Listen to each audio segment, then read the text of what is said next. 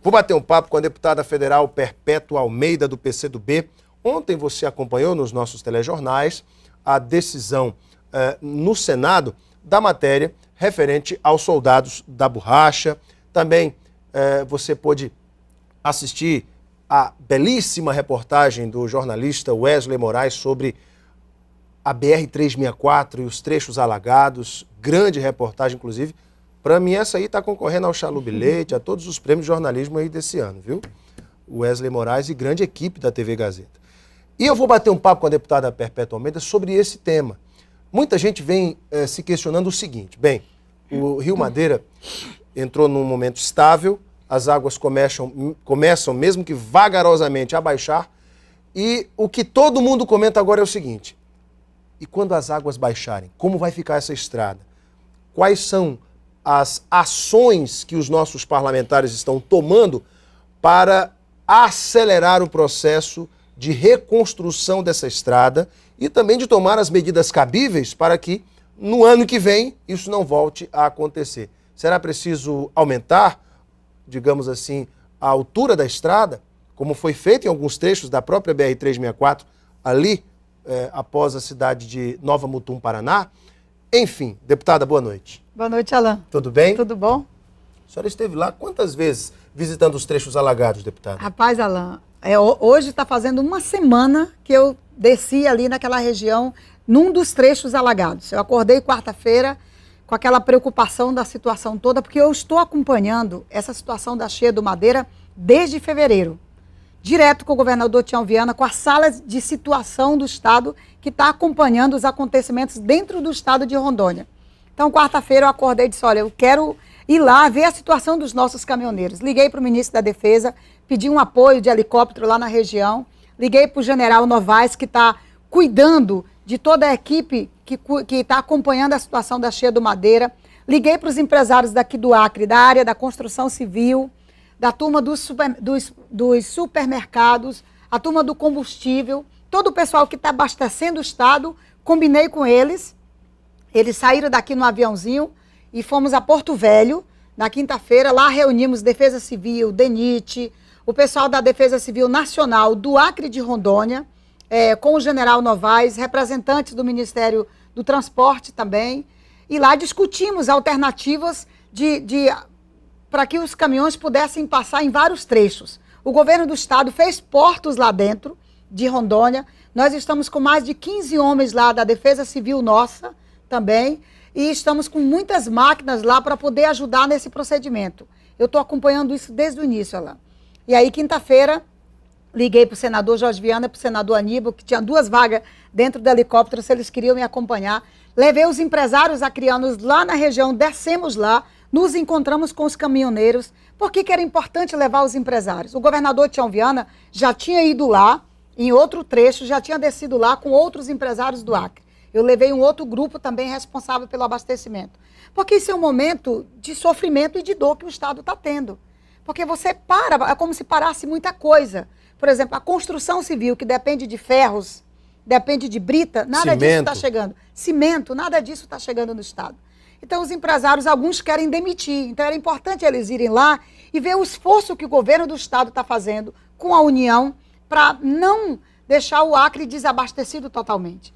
E também o esforço daqueles homens que operam as máquinas. Alain, que coisa fantástica o que nós vimos ontem naquela reportagem. Alain, olha, eu conversando com a nossa turma, os nossos homens que estão lá, e com os caminhoneiros, alguns choraram, ficaram emocionados quando eu desci lá na região. Mas o general Novaes disse para mim o seguinte: deputada, isso aqui é uma operação de guerra. A gente não dorme mais. Aqui no Acre, a gente só consegue ver agora por conta da imprensa que foi lá, que filmou e que está mostrando. Mas tudo isso está acontecendo dentro do estado de Rondônia. Nós aqui no Acre sofremos as consequências do desabastecimento, tanto na área da construção civil, como em supermercados, combustíveis. Quando as pessoas chegam na prateleira do supermercado, está sim faltando alguns produtos. O esforço que está sendo feito com as empresas, os caminhoneiros, o governo do estado e a União, a partir dos aviões da FAB, é para não faltar alimentos e gêneros de primeira necessidade. Então, esse esforço está sendo feito. Por outro lado, faltou aí combustível durante algumas horas, uma noite inteira. Teve gente que se desesperou dormiu na fila, porque a logística também dessa distribuição é demorada. Agora, Alain, tem uma avaliação correta que coloca o seguinte, inclusive dos institutos de meteorologia no Brasil e fora do Brasil, institutos internacionais que estão dizendo o seguinte: quem alimenta o Rio Madeira é o Rio Beni, da Bolívia, e o Rio Madre de Deus, do Peru. Da última semana de outubro até a primeira semana de março, choveu mais nas cabeceiras desses rios do que nos últimos 30 anos. Então é muita água, ninguém esperava por essa tragédia. Para você ter uma ideia, o porto de Porto Velho está 2 metros abaixo dessa medição que foi da cheia do Madeira agora. A ponte do Madeira, que há 60 dias está licitada, com ordem de serviço dada para a empresa, ela vai ter que mudar todo o seu projeto, aumentar, incumpridar o seu tamanho, fazer melhorias nas cabeceiras, que era a proposta inicial. A nossa estrada, nós vamos ter que subir aí de 3 ou 4 metros nessas áreas que a água tomou de conta. Então foi muita água que caiu no Rio Madeira. Muita chuva na região do Peru, do Acre e da Bolívia. Então, tem gente que está dizendo o seguinte, Alain, depois da Revolução Acreana, essa pode ser o momento mais difícil que o Acre está vivendo. Talvez a sua primeira grande tragédia, que são as consequências dessa cheia. Nós não temos condições ainda de medir o tamanho do prejuízo que o Estado, que o empresário e que a população pode estar tendo. O esforço que a gente está fazendo junto ao governo do Estado, e eu estou acompanhando de perto as ações do Tião Viana e da equipe. A senhora tem ideia, ontem na reportagem do Wesley, um caminhoneiro de uma empresa que faz transporte de frios, falou de um prejuízo de R$240 mil em apenas um caminhão que foi saqueado durante a espera lá na BR-364. Alain, quando eu desci na BR, tinha pelo menos... Você tem ideia de apenas um caminhão. Imagina os outros que perderam o motor. Tinha 5 caminhões, acho que, salvo engano, era dos Frios Vilhena, que estavam ligados há quase 6 dias sem poder desligar. Esperando um pouco a água baixar para fazer todo aquele procedimento de botar os caminhões em cima de uma prancha para eles poderem surfarem na água e chegar, inclusive, em cima da próxima balsa. Então, como disse o general Novaes, é uma operação de guerra. Sem falar no fato de eles estarem lá na estrada, para lá de Porto Velho, muito longe de Porto Velho, muito acima de Porto Velho, à mercê de todos os acontecimentos.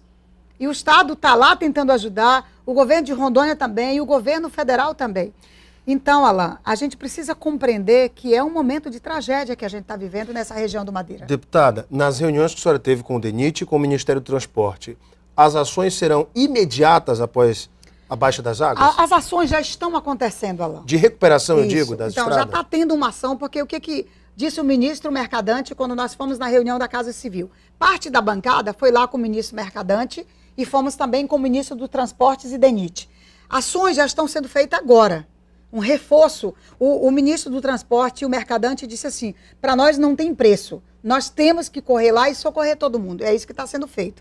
E aí, o acerto que nós fizemos, tanto na Casa Civil como no Ministério do Transporte, as ações emergenciais acontecerão tão logo a água baixe e a gente possa movimentar e mexer com a estrada. Eu queria que a senhora me falasse também, e eu tive esse momento com o senador Jorge Viana, em que ele citava a busca por financiamentos, linhas de crédito junto ao BNDES, Banco do Brasil e outros bancos, para ajudar com aqueles empresários que tiveram prejuízos.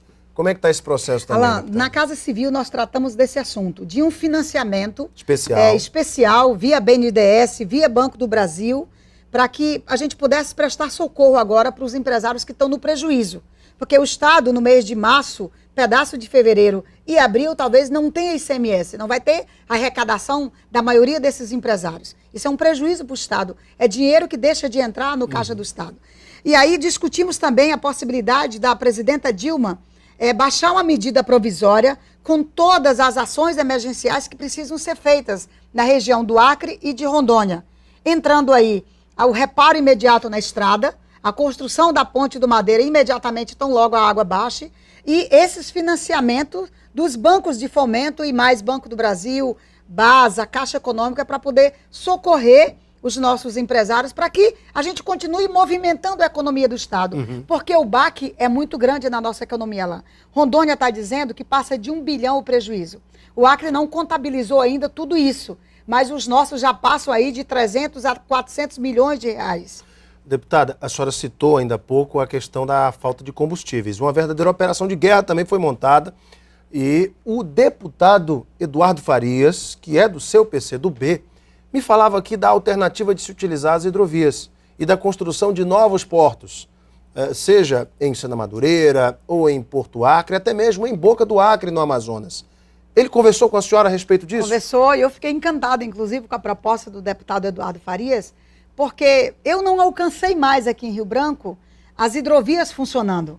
Quando eu cheguei em Rio Branco, essa estrada que liga o Acre à Rondônia, ela já estava a todo vapor e asfaltada. Mas antes da estrada, o caminho que se tinha eram as hidrovias do Purus e ali, muito diretamente, as balsas do Juruá, que foi o que nos salvou. Nesse primeiro momento, as balsas do Juruá, estrada 364, foi como se um retorno ao passado. É como se a gente estivesse voltando ao passado. Exato. Mas a presidenta Dilma nos alertou para isso. Olha, vamos buscar outras alternativas, porque daqui para frente não podemos depender mais só da 364. É viável a construção desses portos, que o deputado, inclusive, citou aqui mesmo no Gazeta? É viável e a presidenta Dilma pediu para que a gente fizesse avaliação. Na conversa com o ministro Mercadante da Casa Civil, nós discutimos a criação de um grupo de trabalho, planejamento e Secretaria de Fazenda do Acre com a Casa Civil para a gente ver todas essas alternativas pós-cheia do Rio Madeira. Inclusive a discussão sobre as hidrovias.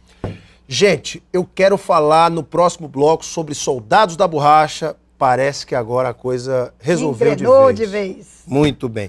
E também sobre a questão do seguro-defeso, a luta da deputada, juntamente com a Superintendência da Pesca aqui no Acre, a doutora Juliana Rodrigues. Vamos falar sobre isso no próximo bloco. A gente volta após o intervalo. Até já.